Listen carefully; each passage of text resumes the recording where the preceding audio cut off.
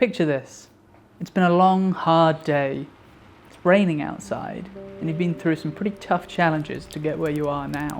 But all of that negativity melts away as you sit beside a warm, crackling fire. Gentle, soothing music plays. Nothing can hurt you here. This is your time to rest and recover, take a load off and just breathe for a minute.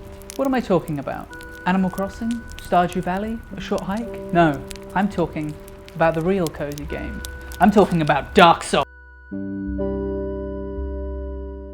We play games to satisfy our needs, whether that be practicing skills for the real world or engaging in the bare human instincts of survival. But what happens when we've sorted out these basic needs? Let me introduce you to Maslow's hierarchy of needs.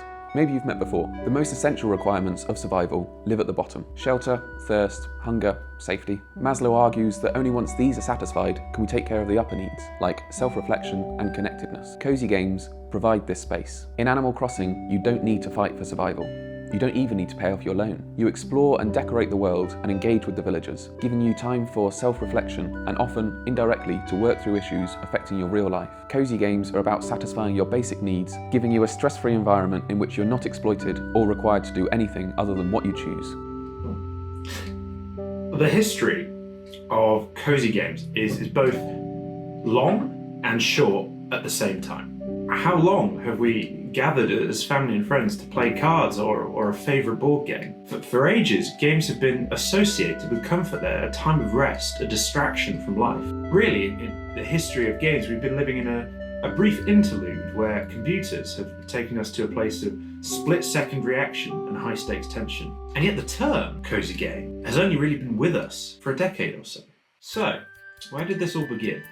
Harvest Moon was released in 1996, and is a game about farming. You take over this broken down farm and you bring it back to life. Setbacks are temporary, they're not disastrous. This seems familiar, right? Stardew Valley is a very similar concept, although executed in a different style and a different time. After the release of Harvest Moon, there were a small trickle of games of the same type, the same feel. Games like Sims and Animal Crossing came soon after. You can't lose these games, but you can lose yourself in them. You could ask, how is this different to simulation games? Like, take the Tycoon series. You can't really lose them either, and there isn't that immediate tension from first-person shooters, and you get invested in your projects. The thing that makes these games cozy, and continues to make cozy games cozy today, is the personal touch. These games are cute, they're beautiful, they have relaxing backing tracks, they let you escape life and dream of other things, whilst Railroad Tycoon lets you be a transport mogul, something some of us might aspire to. Harvest Moon lets you be a farmer in a world where the rains come and hard work pays off. It's something to escape to. There was a slow trickle of these games as indie developers became a thing and started releasing them.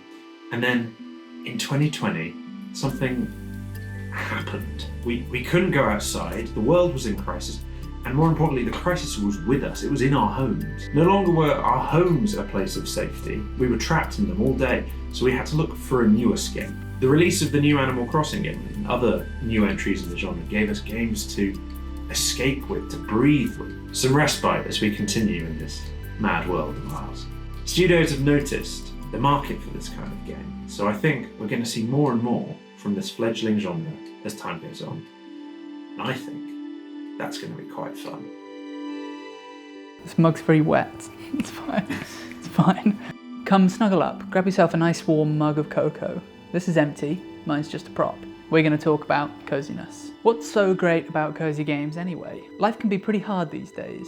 Everything is expensive, work demands a lot and pays too little. The economy is in a bad shape and the housing market is an absolute joke. That's how it feels here in the UK, and a lot of the world has it far worse. It's okay to want to get away from all of that, to get away from the stress and tedium of the everyday. More and more people are looking for games that help take them away for a while. Games that don't have a huge skill level. Games that don't present the player with end-of-the-world stakes. Games that anyone can sit down and just enjoy for a while. Games like Abzu and Journey take the player exploring without any overbearing narrative. You are allowed to sit back and wonder at the beauty of the worlds they have to show you. Gameplay takes a back seat, but the visuals and music convey an emotional experience unlike any other. These games are shorter too, I finished Abzu in a single sitting. Perfect for those gamers who aren't allowed the time to get through those expensive RPGs that the kids are all playing these days. If that all sounds a bit highbrow and you just want to get your chubby little digits into some soil, then cozy farming games might be for you. Games like Stardew Valley follow a very old school template. 2D sprites, growing crops, making your farm pretty, and getting involved in village life. It's a cozy experience every step of the way. Cozy isn't just about visual flair or farming though. A couple of other games worth mentioning to highlight the breadth of the genre are A Short Hike, which combines the narrative experience of a game like Abzu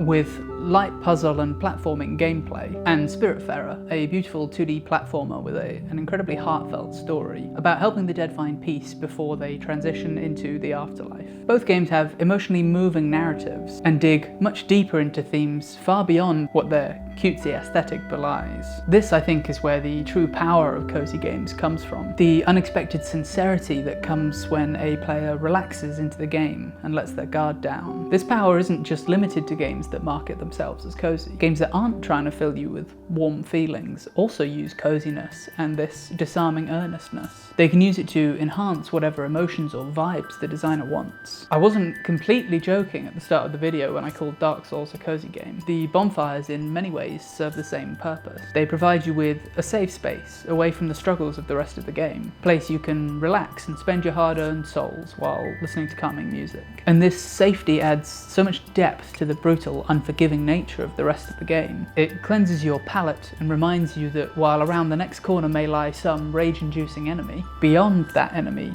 eventually, there lies another bonfire. Eventually, the struggling eases up, and it reminds you that while there will be more hardships ahead, so too will there be more bonfires. Another game that uses this break from the game idea to great effect is Deep Rock Galactic. Rock and stone! It's an incredibly simple but also very fun game where you and a couple of buddies mine and shoot your way through caverns full of bugs and gems, earning a quick buck for some large mining corporation, often putting your lives on the line to bump up their bottom line. Between missions you all hang out in the hangar and can explore the crew quarters of the ship from which you deploy. There are plenty of things to do dotted around the ship. Drinks can be had at the bar, there's a dance floor, a game of kicking barrels through hoops, a football and net to set up or play hide and seek with like we do. The drinks give you minor buffs in your next mission, so long as you drink in moderation, but everything else is purely for your entertainment, offering nothing in the way of game rewards. And yet it's so much fun. I've probably spent at least a third of my 50 hours in the game just messing around on the ship, unintentionally immersing myself in the lives and habits of the dwarves I'm playing in the game. It's such a simple addition, but one that keeps bringing me back to the game and leaves me with nothing but fond memories playing it.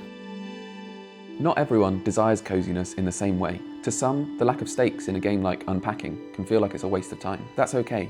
These games aren't going to satisfy everyone, but the benefit that they provide to those who need it is invaluable. There are some more worrying dangers to discuss with cozy games though. The aesthetic of coziness doesn't always line up with the gameplay that actually provides a safe space. Exploitative game developers can take advantage of potentially vulnerable customers, generate cute and warm visuals, and then insert intense and urgent game mechanics that breed dependence. If you go in expecting a cozy game, you can let your guard down and be badly affected. I think the majority of the cozy game community is good at recognizing this issue and providing warnings to other fellow players. But it is something we unfortunately all have to keep in mind, especially for the game developers themselves. In other genres, a large proportion of game mechanics are designed to keep players engaged and challenged. When your audience is looking for a safe space, it's important to be careful about what techniques you use to keep the game engaging. So, what marks cozy games as a genre?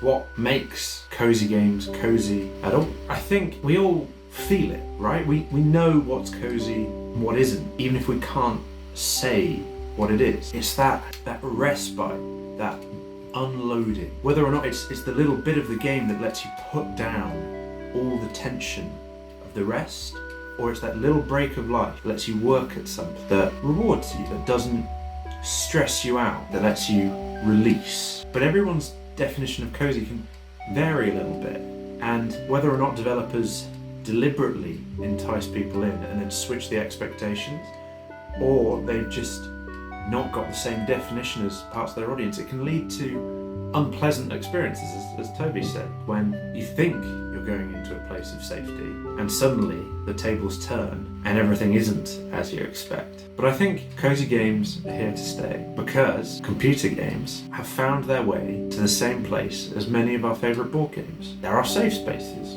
our comfort spots, those things that we enjoy with our friends when we just want to spend some time being cozy. But once he becomes American, he'll... Maslow. Chubby little digits. How are you feeling? Are you ready? Yeah, can you tell if we're rolling?